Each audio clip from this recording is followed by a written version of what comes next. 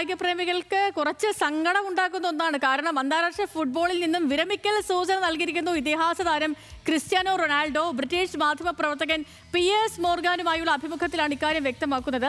വിരമിക്കലിനെ കുറിച്ച് ചിന്തിക്കാറുണ്ടെന്നും അത് ഉടൻ ഉണ്ടാകുമെന്നും റോണോ പറഞ്ഞു. ഖിലാഫ് അഹമ്മദാണ് സ്പോർട്സ് ഡെസ്കിൽ ചേരുന്നത്. ഖിലാഫെ, ഗുഡ് മോർണിംഗ്. റോണോയുടെ വാക്കുകൾ നൽകുന്ന സൂചന എന്താണ്?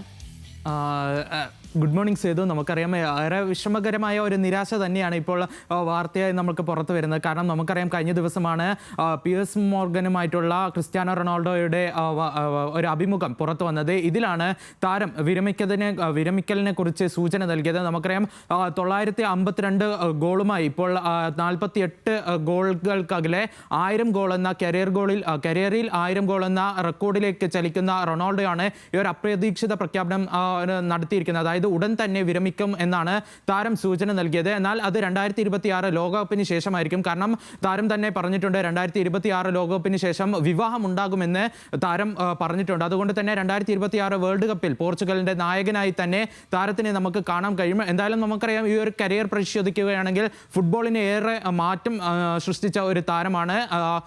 ഒന്നുമില്ലായ്മയിൽ തുടങ്ങി പിന്നീട് ഈ ഒരു ഫുട്ബോളിന്റെ രാജാവായി മാറിയ ഒരു താരം.